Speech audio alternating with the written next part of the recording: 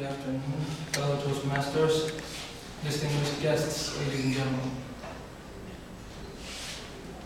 Now that I'm finally done with my projects and assignments, finals and all, unlike the things that I normally do, I was reading some history books a couple of days ago, and they had me thinking. The world had been a chaotic place. Ever since the beginning of time, humankind was proven to have existed from. All the creatures that roam this beautiful planet were the only ones that destroyed our way to the top, or at least what we think is the top. Now, the intent of this sudden talk of war and conflicts has absolutely nothing to do with real-life events and politics, for those of you that are not accustomed to the etiquettes of this club, but so as to honor all those that have been lost in the process. Almost every single nation and empire that we ever knew of in history sought warfare so as to claim and annex what is rightfully theirs, and so as to secure their own spot in the development and history of the world. And all as they attempted to do so, knowingly or unintentionally, were willing to sacrifice the bloodshed of their own comrades, not to mention innocent men, women, and children.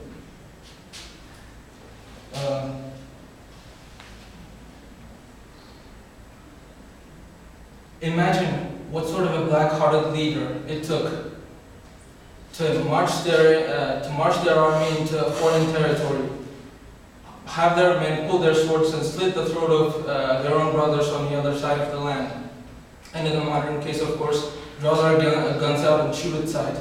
In both cases, crave an outcome that is most dreadful for any of us to see.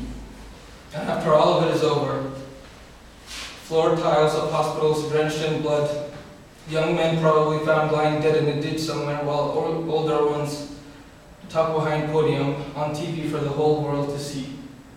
And for what?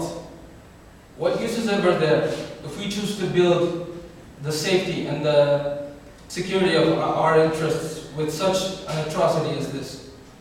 And if that weren't bad enough, science and technology has taken the methods, precision, and range of warfare to a whole new level. I'm not just talking about nuclear warfare. I'm talking about planes that are so good they can tell what time it is looking at your watch from 15,000 feet. I don't even know if I can count to 15,000. I'm talking about supersonic planes that travel twice or 3 times the speed of light.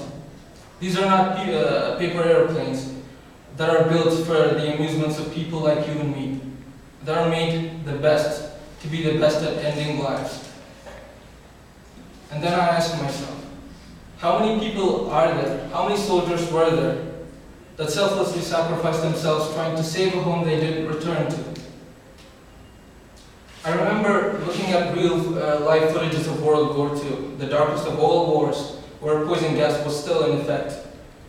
I remember a mother taking off her own gas mask and giving it to her 10-year-old kid, and she was left with nothing because there simply wasn't enough for the whole family. Places that people once referred to as their homes were burned, bombed, and even nuked, until the very ground they stood upon was cracked several meters deep, and that's just an understatement. How many kids were there that we lost to a lifeless, mindless gas that does not distinguish between an enemy and an infant? People might have been told that no matter from what nation they come from, they had to remain frosty. They had to fight for their nations no matter what.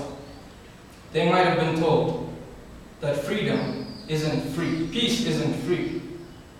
And they were told that the only way they would overpower their enemies is to overpower them by force. And they might have been driven into the conclusion,